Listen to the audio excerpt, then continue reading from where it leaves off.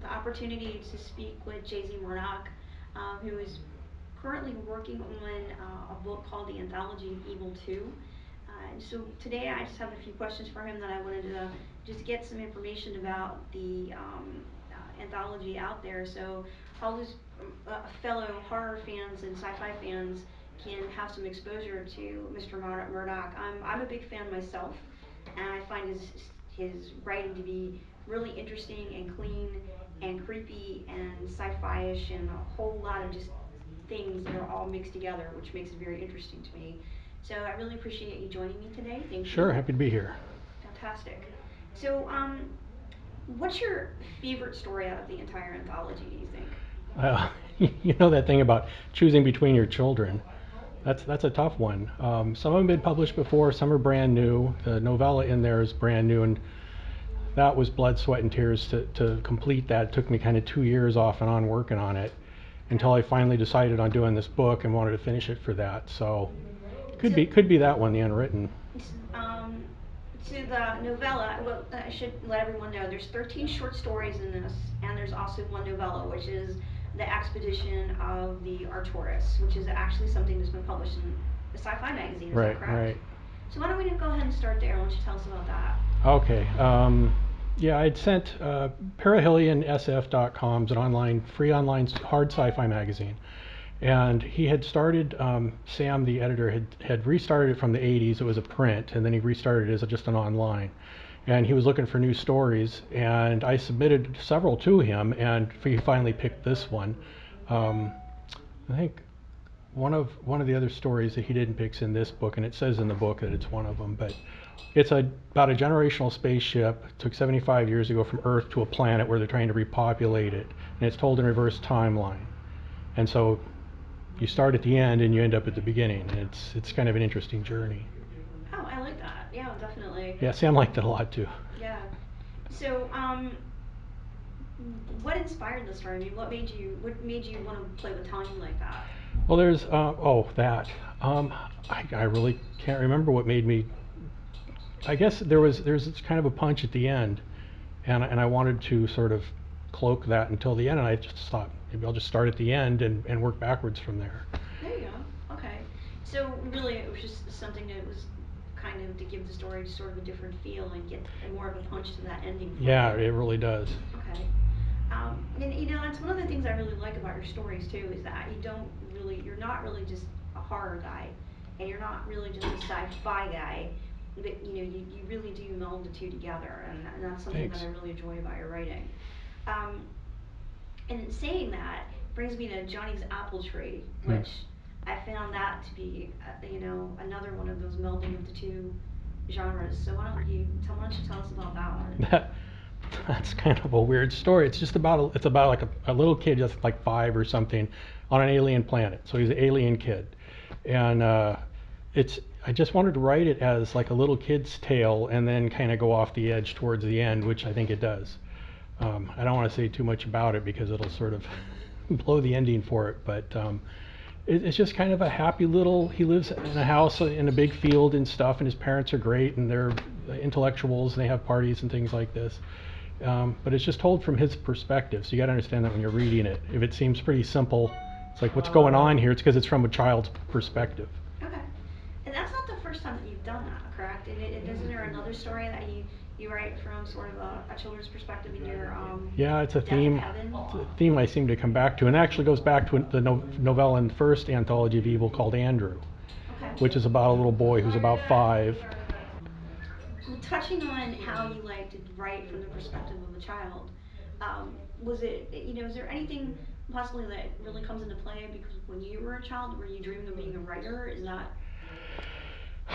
I started reading pretty young and got right into sci-fi, okay? and always tried to read the best writers that I could, or in anything I did. And there was a series of books from the 50s, I think, that was based on like young boys and going out to space or whatever, and they were just so much fun to read. It was a great project that they did, and I'm glad I got to read it. So there was that, and things about my own childhood, and I have a degree in psychology, and I wrote Andrew back when I was in college Okay. about this little boy who had really, really smart parents, but they kind of used him as an experiment to make him really smart and stuff. And it just he takes a really weird journey. Okay. So that's at the end of my first book, Anthology of Evil, and I wanted to do something like that for this book too. So this was actually one of the stories I sent Sam at Perihelion, and he was like, just missed the mark for me, sorry. He doesn't like things that are a little too much horror, he just wants sci-fi. Okay, so this one ends up being a little more horror, you think, at the end? Well, all right, quite a bit. Quite a I bit. thought Okay. maybe he would bite it, but no. Okay. So, and in the sci-fi horror, I mean, the two being married together, it's not a new concept, but I like the way that you do it. The Thanks. journey that you take the reader on is pretty vivid, and I think that's so important for a writer to be able to really get that imagery in there. What do you think is Who do you think has influenced you the most from other writers that has inspired that imagery in you? Oh. Who am I trying to think of? Ray Bradbury, for I sure. love Bradbury. Yeah, love Bradbury. I read Poe when I was younger. Um, there's a few others like that. I can't think of their names right now, but yeah, I love Ray Bradbury. He's one of my favorite. Harlan Ellison, for his kind of acerbic edge to his stories. Right. Okay. Fantastic. So were you glued to the TV watching the Ray Bradbury Theater when you were Oh a kid? yeah. Oh yeah, absolutely. What was your favorite? Oh, I can't remember. It's been so long since I've seen those. I saw a couple of them just not too long ago. It was like, whoa, I forgot this show existed. But it's so nice to like YouTube and different things that are out there. You can see stuff, or even just so many streaming media sites where you can pick up things that you don't even remember in some cases. Right. Yeah. Yeah. It's true. Finding those old classics. Um. So let's actually just move on to the novella that's in the book. What what inspired you to do 13 shorts and then a longer story? Well, the novella came up a couple years ago, and even a year or so before that, I came up with the title "The Unwritten." I just thought, how are you going to write something called "The Unwritten" because it's unwritten? Right. And so I just put that away for a while, and then I got on Wattpad. If you know what Wattpad is, a bunch of authors will go out there and they'll write stories and start their story there and finish it somewhere else or something. And some people have gotten picked up to publish books off of that. Okay. So I thought I'd check out that medium a couple years ago, and I started writing this story. And I got the idea of writing about 3 different universes, people in 3 different universes, to try and pull them all together in the end somehow. I like writing myself into a corner and trying to get out, or coming up with a way of looking at things that other people don't, or writing what I would like to read. Oh. Okay.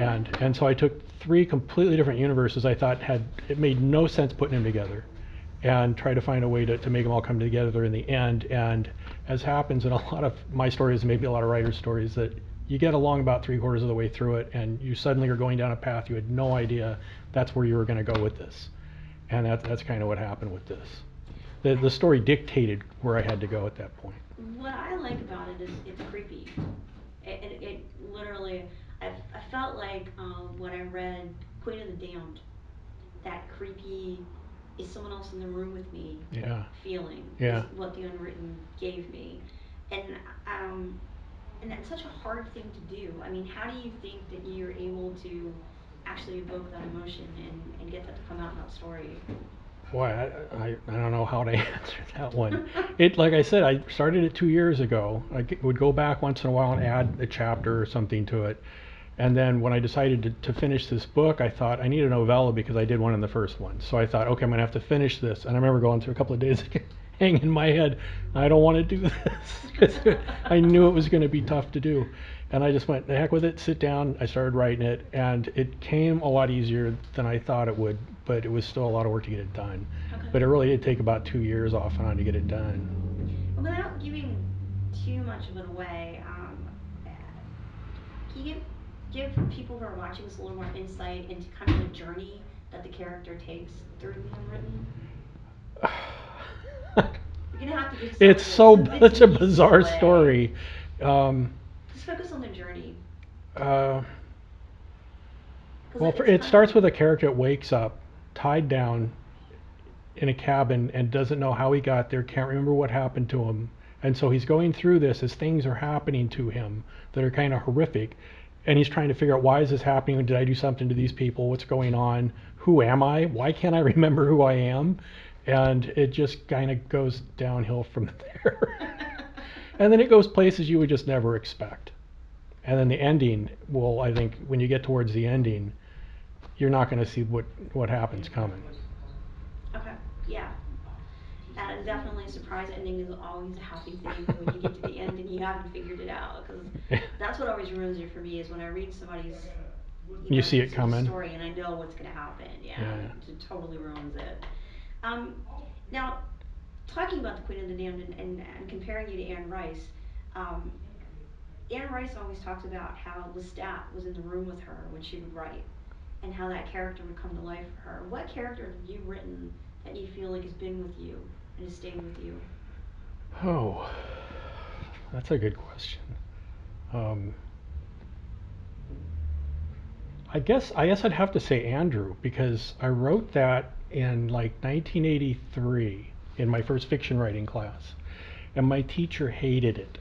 I mean, you could just see that he hated that story, and everybody else in the classroom in Fiction 101 was just stunned, and they just loved it, and he couldn't figure out why they didn't like it or why they liked it, and he didn't. Right. And I remember him saying, well, you've got to gauge your audience. And I said, I did. And he looked around the class and realized I had, except for him. And he said, I just felt like you were just giving it to me too much. And maybe because he was so much older than the rest of us at the time or something, and I was clicked into a younger audience. Yeah. Um, but I went from that story and sort of built Death of Heaven, my second book, on that, which, unless you read the first story, you're not going to know what exactly all is going on. I mean, the book stands on its own, but then you can go back and read the novella and go, well, I didn't see that's where all this came from, kind of. Okay. It gets pretty deep, but it keeps coming back for some reason. What do you think it is about short stories that attracts you? Why do you enjoy writing those? Um, I because I kind of feel and see completely different universes, and it's just easy to jump into something and then into something completely different. It's really refreshing. Okay. Whereas with a book or I write screenplays, it takes so long to get to the end of that you're really ready to move on to something else. So basically, there's so many aspects to your writing that you really want to get them out there, and you really get into the process. It Right. sounds like Yeah. you want to share that. Well, it's so much fun. It's like going for a day hike sometimes. Like there's a couple of stories only a couple of pages long in the Anthology of Evil 2. Okay. And that's just kind of fun. One of them won a best tension in a little teeny short story contest. Which one? It was just on LinkedIn. There's a group of writers that was just kind of doing it among the writers and Oh, stuff. okay. And it was like a 2-page story. I would definitely give you best creepy from the Unwritten. Oh, cool. I'll take it. Thanks. um, so overall, and with everything that you've written, taking into consideration, let's get away from the anthology for a minute. What do you think has been your absolute best work? Your absolute favorite thing? Hmm. Or maybe not even your favorite, but it seems to be the one that everyone else likes.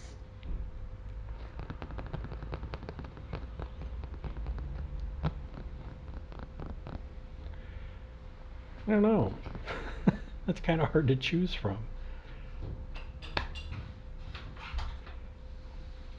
Hmm. I'm not good at pulling things cold out of the air like that, especially I've got so many stories. I forget I've written some of them at this So point. basically, they're like your kids, and you love them. They all. are, yeah. The first one I got published was In Memory at Crystal Clear, which is a social horror story about a guy that wants. My friends and I were sitting around. I guess in a way, this is kind of near and dear to my heart because it's the first one I ever got published. Okay.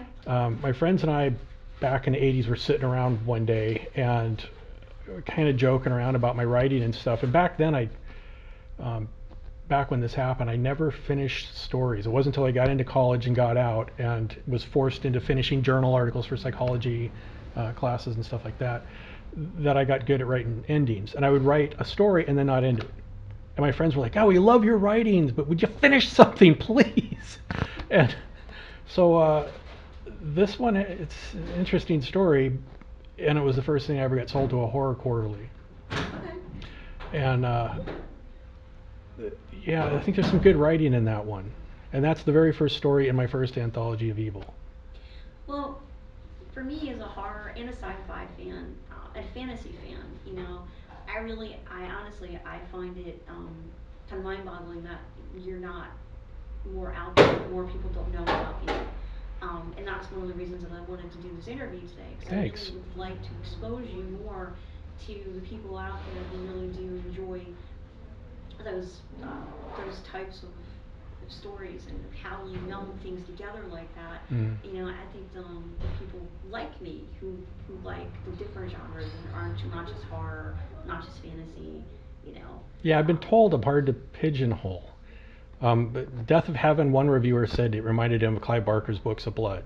okay, That's the first time I was I ever can see compared to that. Anne Rice, and I don't have a problem with that. I think she tends to go a little more romance direction than I do in some of her books. Yeah, a lot. She's just a lot more flowery visual than you Yeah. do. Yeah. Um, and you're definitely a more on the stark side, darker side, I think. And yet, one reviewer said that some of my writing in Death of Heaven is almost poetic in nature. So Well, I like the journey. I don't just like this kicking the story out there and getting to the end. I like sort of wandering around a little bit too. yeah. So there's some of that. Maybe that's some of what you were talking about as far as maybe atmosphere or something. Well, I like how you compared it to a day hike. Yeah. And I think that actually sums up a short story really well. Because you're going on a short journey, and the way you take the reader from the beginning to the end is, it really is kind of like you're hiking along with the Mm. characters, and then you end up in, wow, where am I? Well, and some of my favorite authors when I was younger were really, really good short story writers, and I Okay. really loved that. Just it doesn't. It's nice to read a book where you don't want it to end. Yes. And some really good books, 700 pages long, it can last you as long as quite a while and stuff. But sometimes just to knock something out and just go, wow, that was great, that was fun, and then go to the next one, it's completely different. And I think that shows in your writing as well, is that you have fun with it when you write it. Yeah, I enjoy doing it. Yeah, you put yourself into it. Yeah. So, well, I really appreciate you taking the time today. Yeah, thank you. Is there anything that you yourself wanted to add? Anything else that you like people to know about, or any comments on the Anthology of Evil 2 that you'd like to put out there? No, not that I can think of. Just I hope people like it. I enjoyed writing it. Okay, fantastic. Thank you so much. All right, thank you.